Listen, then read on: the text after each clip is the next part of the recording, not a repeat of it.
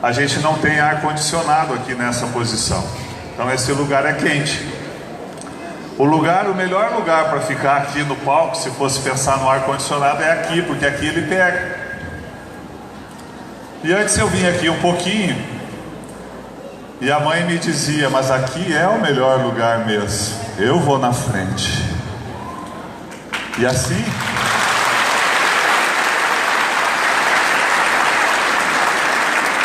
Assim pra gente, que a mãe vá na frente. Ontem eu falava do terço, da oração da Ave Maria, a mais poderosa oração que eu conheço. Às vezes alguém vem pedir oração com uma situação muito difícil. E o que a gente faz? A gente reza uma Ave Maria. Às vezes vem alguém e diz, reza por mim, então vamos agora. Ave Maria. Às vezes alguém se lembra de mim. Ave Maria. Deixa a mãe na frente. Aonde a mãe vai, é certo que o caminho é certo, porque ela puxa, ela só vai levar a gente para onde que Maria leva? O único lugar que ela leva? Para o céu, para Jesus. Irmãos, a gente vai falar agora, sede perseverantes na oração. E aqui eu queria ainda continuar um pouquinho do assunto que eu estava falando antes. Quando eu falava antes da situação de pecado grave, da Santa Missa, eu preciso falar mais uma coisa da Santa Missa, talvez outras coisas ainda, mas da Santa Missa. Nós todos, eu inclusive, nós precisamos entender muito bem isso. Porque a gente está na Santa Missa antes eu usei essa expressão do maior espetáculo da terra. É onde o céu e a terra se juntam, é na Santa Missa. Às vezes aqui eu falo isso para que você nunca perca uma missa de domingo, de dia santo de guarda, mas que você nunca perca uma missa. Olha, eu estou lá em tal lugar, eu estou do lado da igreja e está tendo missa e eu estou fazendo outra coisa. Porque aqui eu quero falar um pouquinho deste momento chamado missa, e que é uma causa grave se eu faltar. Vocês sabem que na missa acontece o sacrifício de Jesus. Todo mundo sabe, certo? Sim ou não? Sim. Tá bom. Só que cada vez que a gente vai à missa, acontece o sacrifício. Quer dizer que Jesus está sendo sacrificado até hoje? Tem 10 missas por dia. Eu não sei quantas paróquias tem aqui em Arapiraca. Não sei quantas missas acontecem por dia. Não sei. Mas eu vou chutar aqui. Eu vou dizer que é 15 missas por dia. Será que Jesus é sacrificado 15 vezes por dia? Coitadinho do Senhor. Nós não paramos de sacrificar Ele. O sacrifício de Jesus, ele é único e definitivo. Não precisa um segundo sacrifício. É um só.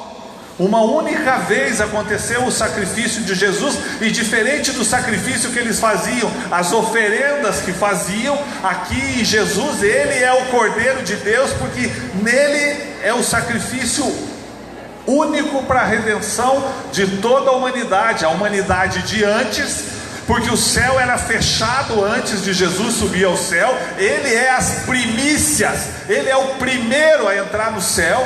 Vocês imaginem que Abraão estava aonde quando veio Jesus? Abraão tinha ido para o céu? Não tinha ido para o céu. Moisés tinha ido para o céu? Jeremias, Elias, Ezequiel, Joel, Abidias tinham ido para o céu? José, que já tinha morrido, São José, o pai adotivo do Senhor, já tinha ido para o céu? Não, porque quem abriu as portas do céu, as primícias do céu, foi Jesus. Quando ele entrou, veio uma leva junto com ele que estava esperando. Quem tinha ido para outro lugar que não o céu já tinha ido. Mas quem ia para o céu estava esperando o dia que Jesus fosse, porque era aquele o sacrifício. A palavra vai dizer que nenhum, olha só, vou até pegar aqui no livro de Apocalipse,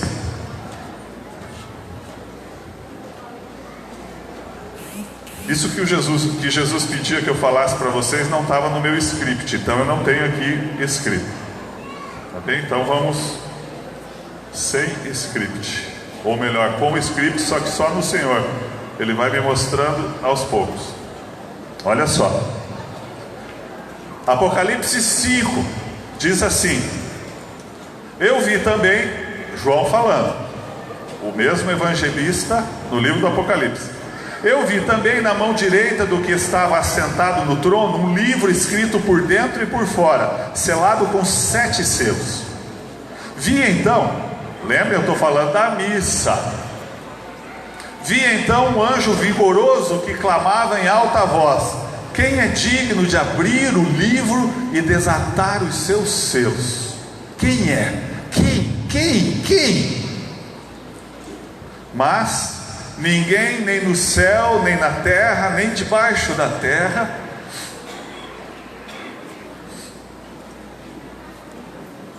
podia abrir o livro ou examiná-lo. Ninguém. Eu chorava muito, dizia João, porque ninguém for achado digno de abrir o livro e examiná-lo. Ninguém, tinham passado todos, mas ninguém era digno.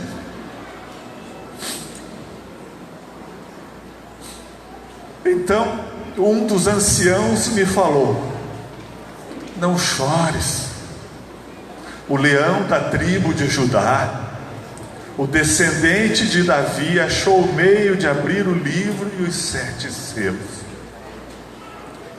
Ele achou o meio. Ele veio e morreu na cruz para abrir. Só ele. Podia eu ter morrido na cruz, não ia abrir o selo do livro da vida.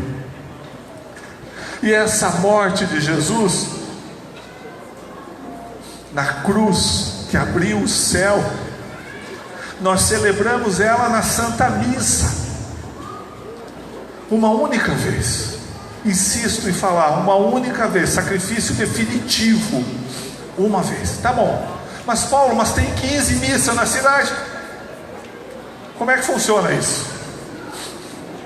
Quando a gente entra na igreja, que começa a missa, aí a gente vai começar a entender por que a missa é inteira e não é uma parte, é inteira. Quando é que começa a missa? No sinal da cruz. Quando é que termina a missa? No sinal da cruz. Eu posso sair durante a missa e ir no banheiro? Se você precisar ir no banheiro, você pode. Mesmo assim a tua missa vai ser inteira, porque você tem uma justificativa grave. Em algumas situações é gravíssima, tem que ir no banheiro mesmo, né?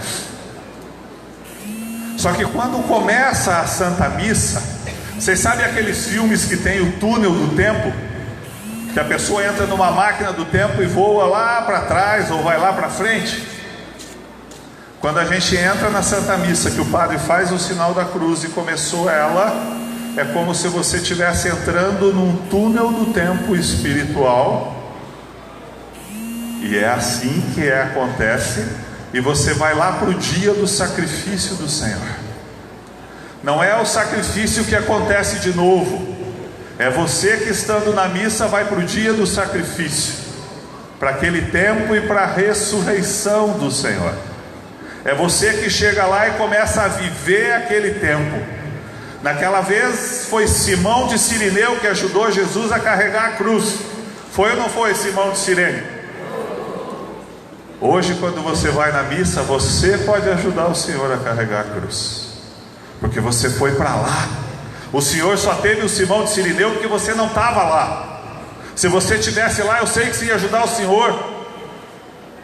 No meio dos soldados romanos, querendo pegar qualquer um que se aproximasse do Senhor. Se você está lá na hora do sacrifício, e nós estamos, abriu a janela, eu entrei naquele lugar. Por isso que quando a gente vai para a missa, a gente não leva celular, ou se a gente leva, a gente guarda ele. Tem gente que manda o WhatsApp na missa, estou na missa. Imagine que você não está naquele lugar, você só está no templo, na igreja, ou aqui, logo hoje a gente vai ter a missa, mas no lugar que a gente está quando começa a missa, é lá, no dia do sacrifício, no tempo do sacrifício. Primeiro que lá não tinha celular, tá? Você vai dizer, tá, Paulo, mas hoje tem. Aí imaginem vocês que Jesus está carregando a cruz, ele carregou a cruz, e aí vem Jesus, todo debilitado fisicamente, carregando a cruz, e ele cai. Pegam Simão de Cirene para ajudar ele, mas eu estava ali, porque eu fui na missa, eu estou ali, acompanhando o sacrifício daquele judeu que estava ali, de cabelinho comprido, barba longa, quase pelado, carregando a cruz. Eu estou ali, só que nessa hora eu estou mandando um WhatsApp. Mandei, o fulaninho já sabe que eu estou na missa, mandei para minha família, depois eu chego para o almoço. Aí de repente as pessoas começam a chorar, porque eu estou lá. Aí vocês dizem, mas o que houve? O que aconteceu? Passou um judeu aqui e foi carregando a cruz. Ah, eu não vi, eu estava mandando um WhatsApp aqui, agora estava vendo a última notícia que entrou agora aqui no jornal. Eu estou lá no dia do sacrifício e perdi a chance de eu ser o Simão de Cirene. Eu perdi a chance.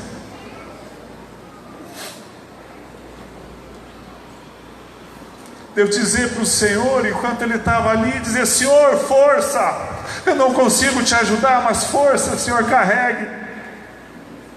É por mim que está carregando, carregue. Se eu pudesse, eu lhe ajudaria. É isso que a gente está fazendo lá na missa. Só que de repente eu estou mandando mensagem, não, agora eu distraí, olha que roupa bonita daquela lá, olha, aquele fulano chegou atrasado, e eu deixei passar a graça que eu tinha do maior espetáculo da terra, e eu deixei. Por isso que eu não chego no meio da missa, por isso que eu chego desde o início. Eu quero participar com o Senhor todo o tempo, inclusive pegar a ressurreição. Só que às vezes parece que a gente chega numa hora que eu só quero pegar a ressurreição, não a morte. Mas vocês lembram, não existe domingo de Páscoa se não tiver a sexta-feira santa antes. Quem quiser cair de paraquedas lá, pode errar o buraco e cair em outro lugar. Só no domingo de Páscoa, só prosperidade, você pode cair em outro lugar. Ontem, talvez numa palavra, eu disse, a nossa igreja é a igreja da cruz. Cruz é dor. Às vezes o único jeito que eu tenho de me parecer com o Senhor é, olha, eu não consigo, eu sou pecador, eu sou falho, eu erro mesmo, mas sofrer eu sofro. A única coisa que às vezes eu posso me parecer com o Senhor é com o sofrimento. E de repente eu estou ali na hora do sofrimento dele, para ver como ele sofreu por mim, e eu estou lá com a cabeça lá no almoço, que a família veio para almoçar, eu tenho que ir para casa fazer o almoço ainda. Por isso que a missa é inteira, esse grande sacrifício. Aqui eu só queria fazer um parênteses para terminar o que eu falava antes. Por isso que é pecado grave, matéria grave. Sei que é, consinto e faço se eu não vou, como outros pecados, mas aqui eu trago para esse pecado. Outra coisa ainda, que eu preciso voltar nesse assunto.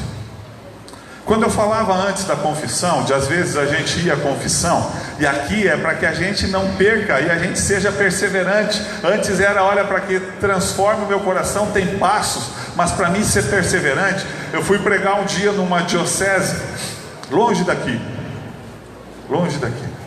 Eu fui pregar nessa diocese e quando eu estava lá pregando, exatamente o que eu não me lembro, mas no intervalo veio um casal falar comigo, marido e mulher, e disse assim: ô Paulo, muito bonito o que você falou, que lindo isso que você falou, Paulo, mas na prática como é que eu faço para viver isso? Aí eu perguntei para ele: você vai na missa aos domingos? Vou. Tá bom. Você confessa regularmente? Nem tanto. Você reza o terço todo dia? Esse a gente está lutando para fazer. Você vai adorar o Santíssimo? Ao menos uma vez por semana, não precisa ir lá na igreja, lá da tua casa você adora o Senhor? A gente não está fazendo. Eu disse: então, tá aí, na prática, faça isso. Aqui na prática, o que eu quero falar da perseverança, e quero entrar na confissão. Quando eu morava em Rio Grande, quando eu fazia engenharia ainda, lá nos anos 90, eu me formei em 97, cheguei em Rio Grande em 92, eu morava na frente de um convento das Irmãs do Carmelo.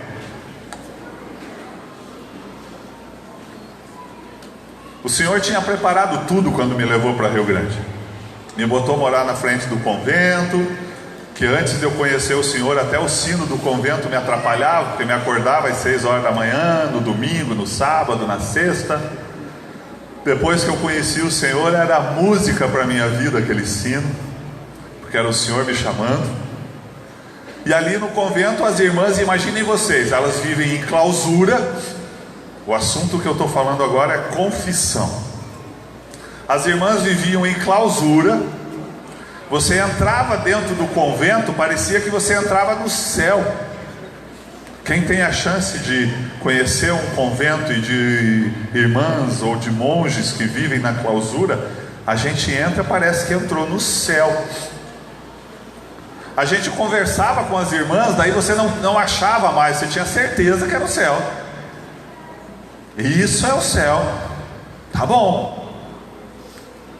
E as irmãs faziam a sua confissão sacramental uma vez por semana. Toda semana elas confessavam. O padre vinha celebrar a missa às 7h30 da manhã, e tinha o dia da confissão, e elas ficavam para a confissão antes de voltar para os seus afazeres ou para a sua cela, para o seu quarto. Aí alguém pode pensar assim: mas que pecado tinha a irmã na clausura, rezando, e uma vez por semana confessar? Nas histórias de São João Paulo II, ele se confessava uma vez por semana. E nós que vimos ele na televisão, alguns talvez tiveram a graça de ver ele pessoalmente. Eu tive essa graça de estar com um santo vivo, pertinho dele. Confessava uma vez por semana. E o Paulo bonitão aqui é uma vez por mês, uma vez a cada 3 meses. E ainda levanta a mão que eu quero ser santo. Tem caminho para percorrer. E o Senhor me dava a imagem e a visualização, e aqui eu quero trazer as irmãs e quero trazer o Papa. As irmãs vocês não conheceram, é só o que eu falei, mas o Papa vocês conheceram, João Paulo II. Ou a maioria de nós conhecemos pela TV. Imaginem vocês, quem tem na sua casa uma cômoda, um armário. Você coloca ali um tapete, um guardanapo em cima, às vezes um porta-retrato, alguma coisa para enfeitar. Quem tem em casa? Pode levantar a mão. Um bidezinho, uma mesa de centro que você tem um tapetinho, tem, não tem? A gente tem, né? Na maioria tem. Agora imaginem vocês, essa mesinha lá de casa, seja uma cômoda, um bidê, um criado mudo, uma mesa, o que for, um armário da cozinha. Imaginem vocês que ele está ali todo dia. Como ele está dentro da cozinha, eu limpo a cozinha, mas eu não passo um pano nele. No primeiro dia não tem nenhum problema, o armário está bonitão ali. Eu não passo um pano nele. No segundo dia começa a cair o pozinho, que a gente nem vê. Não é assim? Às vezes a gente vai passar, passa um dedo assim, e a gente nem via sujeira, mas quando passa o dedo, sai o dedo todo sujo. Não acontece isso com vocês? Porque a gente nem percebe, está limpinho. Então aquele pozinho vai caindo ali em cima do armário, vai caindo no primeiro dia, no segundo. Agora imagine 2 meses sem passar um paninho. Você ainda vê o armário, né? Mas tem pó e armário já. Imagina 6 meses sem passar um paninho. Aí já tem pó e um armário. Imagina 12 meses. Talvez você tenha que começar a procurar o armário. Você vai ver mais pó do que armário. Agora vamos fazer o exercício contrário. Esse mesmo armáriozinho, você chega pela manhã e passa um lustramóveis nele. Passou. Agora amanhã de manhã ele ainda está brilhando, você vai ali e passa mais um lustramóveis nele. Está brilhando. No terceiro dia você passa um lustramóveis nele. Bota ali o líquido aquele, passa o paninho. 6 meses você passa lustramóveis, 5, 4, todos os dias o lustramóveis. Vai chegar o ponto de você poder olhar até para aquela madeira e ela vai estar espelhando, de tão limpa, não vai? Agora imaginem a alma da gente. Um dia eu não fui para a confissão, 5 e eu não fui, 10 e eu não fui, 6 meses e eu não fui, 1 ano e eu não fui. Daqui a pouco eles começam a procurar, cadê o cristão que estava aqui? Mas não tinha um católico aí uma vez? Bem, mas agora é só pó que eu vejo. Agora imagine as irmãs do Carmelo e o Papa. Será que eles passavam lustramóveis todos os dias? Eles espelhavam quem? O Senhor. Porque era tamanha limpeza naquela alma que quando você olhava para ela, você via a origem da alma que é de Deus. A origem. Quem dá isso para a gente? A confissão.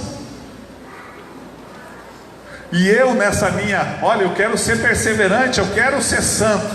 Aqui eu vou falar para vocês uma outra novidade agora. Que eu sei que não é novidade, brincadeira, mas uma outra novidade para vocês. Vocês sabiam que só santo vai para o céu? 99% santo vai para o céu? Não vai. Ou santo 100% ou nada. Mas era meio santo, era meia boca. Não está no céu. Esse não chegou lá. Mas era 10%. Não foi. Nem que a gente precise do purgatório. Porque o purgatório purifica a gente. Mas o dia que entrar no céu é porque está 100% santo. Tem uns que têm a graça de ir direto para o céu. Alguns não.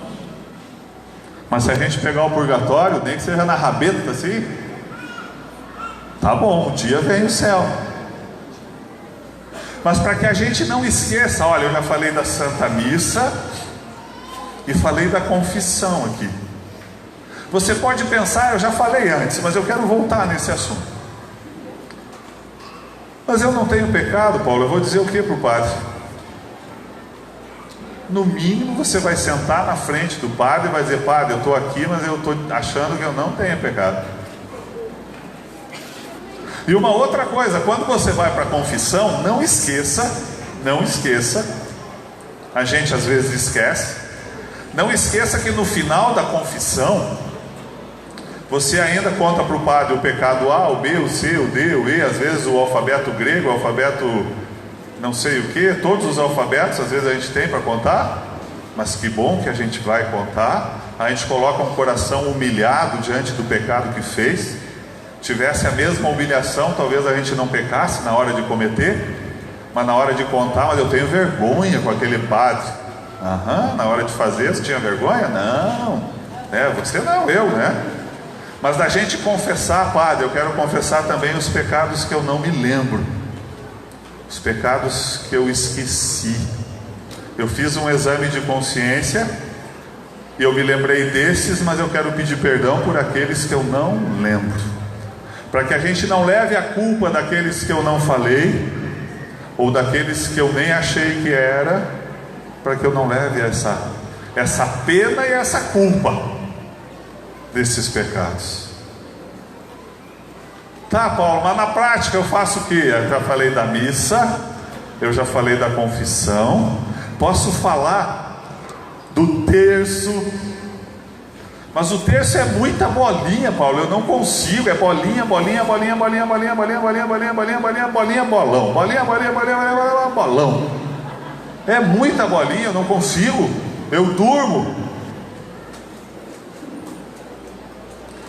A oração do terço,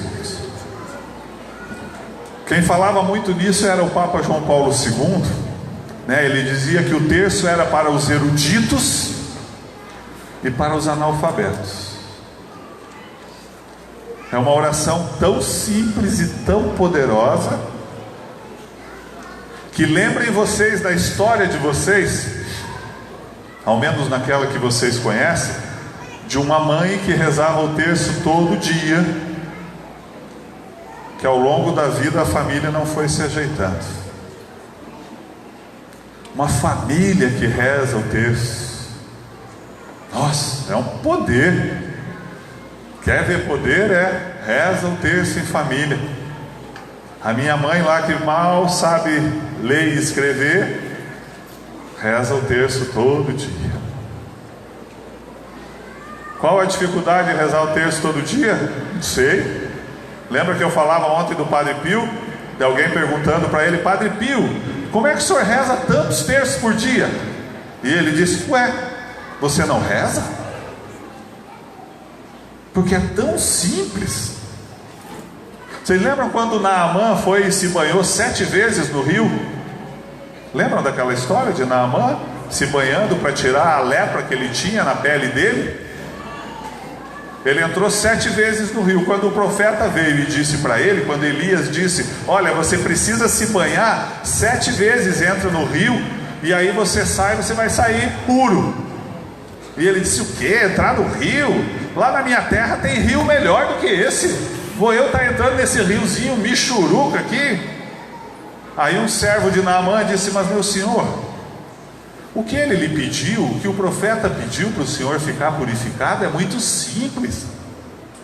Por isso que o senhor não quer. Se ele mandasse o senhor fazer coisas grandes, talvez o senhor quisesse fazer, mas como é muito simples, o senhor está revoltado. Faça o simples que ele falou e veja o que acontece. Naamã entrou 7 vezes no lago, no rio, não no lago, e saiu de lá com a pele, diz a palavra, tenra como de um bebê, de uma pele leprosa, porque era simples. Eu estou falando disso, dessa história, por quê? Porque eu estou dizendo, e muitos vão dizer, todo mundo diz para você: reze o terço, e você não reza. Mas o terço, mas reza, é o mais simples que tem, reza e você vai ver a diferença. Não, eu preciso fazer um sacrifício, só que eu não consigo fazer aquele sacrifício, eu não tenho força para fazer aquilo. Tá, então reza o terço. Não é nem o rosário, é o terço, é simples, é só 7 vezes entra na água e você vai ver ao longo da tua vida. Esse é mais um passo, essa oração. Tá, Paulo, é prática, mas eu faço o quê? Vai à missa, confessa e reza o terço. Eu coloco mais uma aqui para a gente, quem dera para a igreja: ore em línguas. Pergunto de novo: quem estava ontem de noite aqui, a chapa esquentou ou não esquentou? Pegou fogo. Quanto tempo a gente orou em línguas? 1h30? Mais ou menos. Porque a oração em línguas liberta o nosso coração daquilo que eu não sei. Porque a palavra diz lá em Romanos 8, de 26 a 28, que aquele que perscruta o coração, perscrutar, para quem não sabe, falo aqui de novo, perscrutar é ir além do conhecimento. Então o Paulo conhece o coração dele quanto? Um pouquinho assim. O Paulo conhece aquilo que eu vejo, faço coisa que eu nem sei. São Paulo dizia: faço coisa que eu não quero. Eu também faço, que eu nem sei que tem coisa. Agora aquele que conhece além do meu coração, aquele que perscruta, ele mesmo intercede por nós nessa oração de gemidos inefáveis, gemidos que a gente não entende. Mas quanto tempo você ora em línguas por dia? Ah, não, eu só oro na terça-feira, no dia do grupo, quando o grupo ora em línguas. Mas eu queria mesmo era os dons.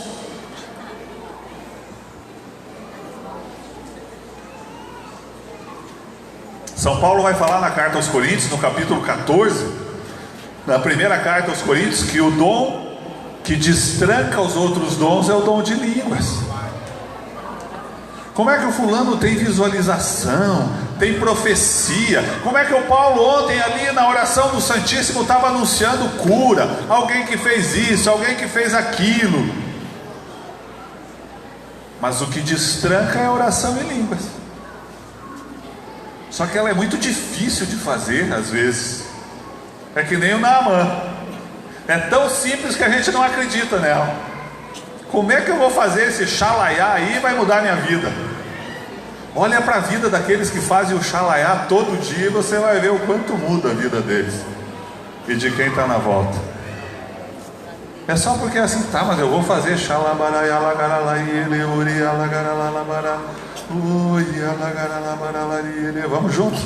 Xiria lagaralabaralariá lagaralariele, uriá lagaralabaralariele, uriá lagaralaria lagaralabaralariele, uriá lagaralaria lagaralariele, uriá lagaralabaralariele, uriá lagaralaria lagaralaria lagaralabaralariele, uriá lagaralaria lagaralaria lagaralariele, uriá lagaralariele.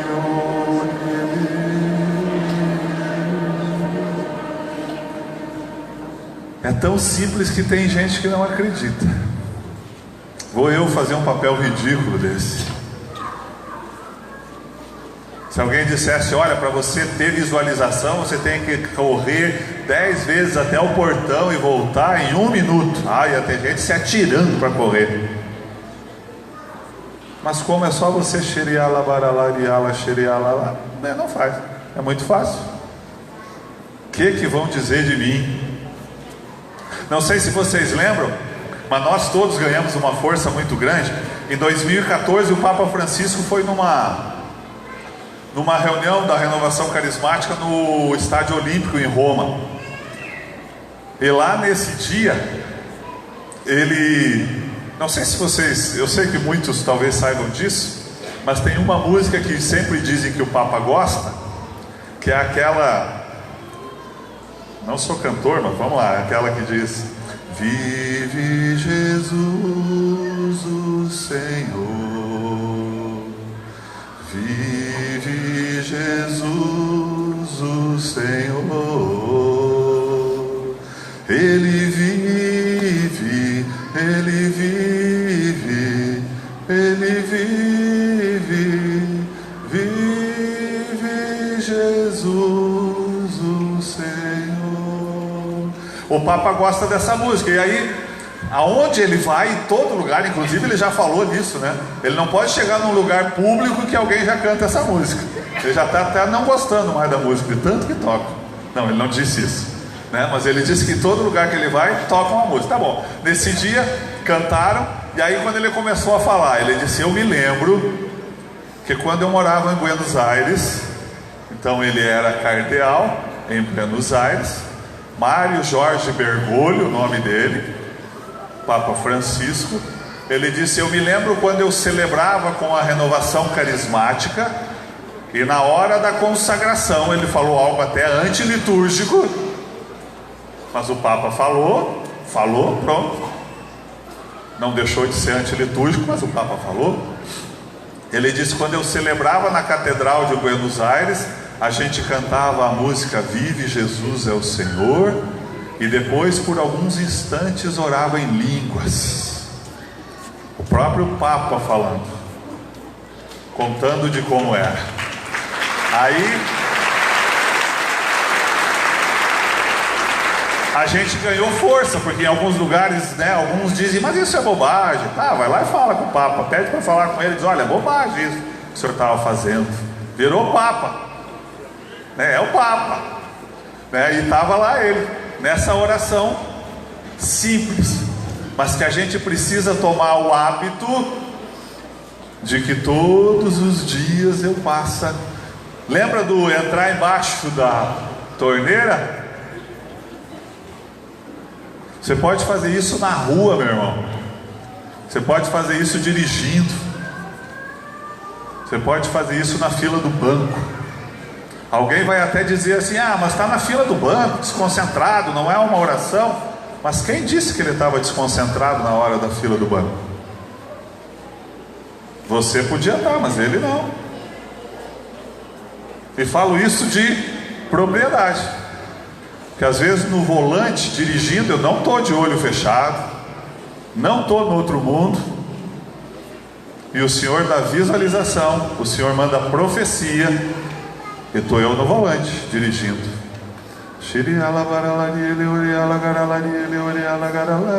O cara me trancou ali, freiei, e vai. Mas então você não estava concentrado? Estava, tanto no trânsito quanto na minha oração. E isso vai destrancando o coração. Aqui são caminhos, estou indo para o fim. Não era nada disso que estava no script, tá? Eu quero falar uma coisa para vocês. Eu ainda tinha mais coisa dessas para falar aqui para vocês, talvez, mas vou eu falava antes até de eu entrar. A plaquinha foi de 15 minutos ou foi de 10? 15, mas já foi há 10 minutos atrás, né? Isso. Tá. Tem uma outra coisa para a nossa vida: jejum. O jejum faz com que a gente tome decisões corretas. O jejum faz com que a gente ame mais o Senhor e ame menos o pecado, porque o jejum vai nos dando resistência. Não é esse corpo que manda, sou eu que mando nele, e não ele que manda em mim. Às vezes quem tem o pecado da pornografia,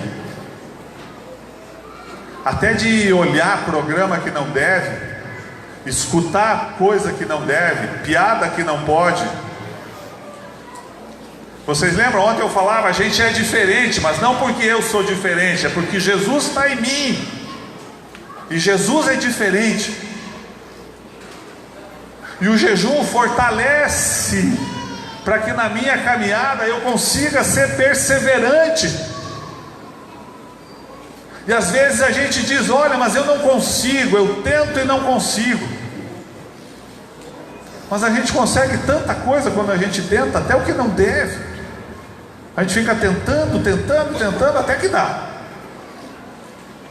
Mas quando pega o jejum, não. Vocês sabem, pequenas mortificações. Quer ver uma mortificação? Eu vou falar para vocês. Talvez você vai dizer, puxa Paulo, mas a gente já sofre tanto, é mais uma.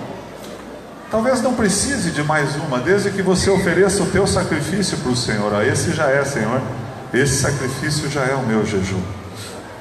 Mas vocês querem ver uma mortificação que... Só estou dando exemplo aqui, né, gente? Cada um faz a sua. Não durma na cama, durma no chão. Ah, mas é muito duro o chão. Tá, tira o tapetinho, tudo que tem, durma no piso. Mas é uma noite só, tá bom, uma noite por mês eu faço esse sacrifício pelo Senhor. Ah, mas eu sem travesseiro me dói o pescoço. Tira o travesseiro, uma noite só, não é todas. Eu não consigo ficar sem comer, mas sem o travesseiro. Ah, Paulo, mas daí eu não durmo. Bem, talvez esteja aí o sacrifício, mas é uma oferta para o Senhor. Talvez você não consiga não comer, mas é uma mortificação. Mas o jejum de comida, olha, a igreja ensina quarta-feira, amanhã é dia de jejum e abstinência de carne.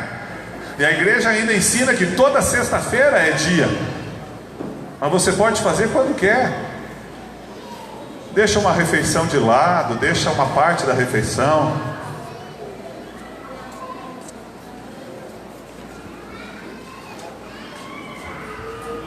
Tá bem, tá bem.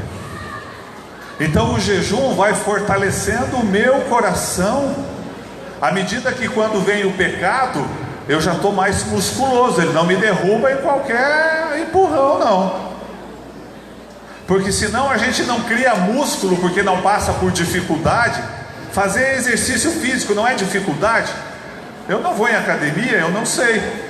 Mas não é quem vai em academia, quem faz força. Você coloca os músculos ao extremo, que ele começa a ganhar um novo parâmetro. Você exercitou, passou do limite, ele começa a ganhar um novo parâmetro. Daí agora não é mais 5 quilos, já é 10, já é 15. Por quê? Porque ele ganhou força no sacrifício extremo. A tua alma vai ganhar força no sacrifício extremo também, através do jejum, que você pode fazer semanalmente, quinzenalmente, não sei. É o teu coração com o coração do Senhor. Senhor, eu vou fazer esse jejum para tal coisa. Eu fui visitar um amigo outro dia, ele é dono de um restaurante. Fui almoçar lá, não era bem visitar, mas também visitar ele. Cheguei e ele me disse: Paulo, só no cumprimentar, estou com um problema com a minha filha. É jovem, ele está querendo casar com um menino evangélico. Só que os pais dele não querem que a celebração seja uma celebração católica. E eu já falei e ela está um pouco revoltada com isso. Eu disse para ele: você falou com ela, você jejuou antes? Não, eu até falei e fiquei bravo, estourei, me irritei com ela. Eu disse: quando você for falar com ela de novo, faça jejum de uma semana antes. Não a semana inteira sem comer, mas uma semana de pequenos sacrifícios. Porque você vai falar com ela, com a tua filha. Mas tem que ser uma palavra definitiva, para que ela entenda no coração dela. Jejue, e depois você vai. Vá na Eucaristia, tente ir todos os dias. E aí naquele dia que você for falar com ela, você vai ver que o coração dela vai ser outro. Porque o teu vai ser outro na hora de falar com ela. Aí no sábado seguinte eu fui lá de novo. Daí ela estava viajando, daí eu só entrei no restaurante. Ele disse: Paulo, ela não veio ainda, mas já estou fazendo. Eu não fui mais lá, foi agora isso, para ver se ele já falou com ela ou não. Mas ele estava atento quando eu entrei. Ó, não esqueci. Tá bom? Porque isso fortalece o meu coração, fortalece a minha alma. Eu falava ontem, ou hoje, em algum momento, eu falava da adoração ao Santíssimo. E às vezes não precisamos ir na igreja, podemos adorar o Senhor em casa. Vou mostrar aqui para vocês. E não precisa ser assim, nem assim precisa. Só estou eu aqui mostrando porque é uma forma, cada um com o seu jeito. Às vezes me coloco em oração para adorar o Senhor, muitas vezes, para mim não correr o risco de distrair. Eu coloco o celular com a imagem do Senhor no Sacratíssimo Sacramento e adoro o Senhor como se por uma imagem. Isso ajuda a mim. Cada um constrói o seu jeito, mas é um jeito. Eu quero, na força do Senhor eu posso. Nós podemos. Ontem nós falávamos de uma coisa, e aqui eu quero ir para o encerramento, porque depois nós vamos encontrar com Ele mesmo. Todas as dúvidas que a gente tem no coração, a gente pode falar tete a tete com Ele. Ontem eu falava que a gente, quando eu falava do perdão pela manhã ontem, que nós somos cristãos e nós vencemos o mal pelo bem. Não foi isso que a gente falou? Sim ou não? Sim, sei que sim. Nós não somos desse mundo. Nós somos extraterrestres. Vocês sabiam disso? Mas o extraterrestre aqui não é de um OVNI, não, é de fora da terra. Nós somos cidadãos do céu. São Paulo diz isso. Quando a gente pega Jesus, vocês lembram desse mesmo Jesus que vai estar aqui? Não é outro, é o mesmo. Vocês lembram daquela passagem que Jesus foi diante de Pôncio Pilatos, e Pôncio Pilatos disse para Jesus: mas quem tu és? Tu és rei? Pilatos disse para ele. E Jesus disse: quem foi que te falou isso? Foi você mesmo ou os teus que te contaram? Aí ele pergunta de novo para Jesus: mas tu és rei? E Jesus disse: sim, eu sou rei.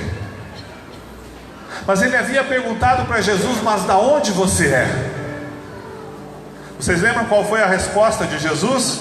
Jesus diz assim: eu não sou desse mundo, o meu reino não é daqui. Se o meu reino fosse daqui, os meus viriam pelejar contra você, mas o meu reino é de outro lugar, não é daqui. Vocês lembram da oração sacerdotal? E eu quero pegar ela aqui. Estou indo para o fim. Vocês lembram da oração sacerdotal de Jesus quando ele está nas despedidas? Lá em João, no capítulo 15, ele diz assim: se o mundo vos odeia, ele falava para os discípulos, no versículo 18 em diante: se o mundo vos odeia, sabei que me odiou a mim antes que a vós.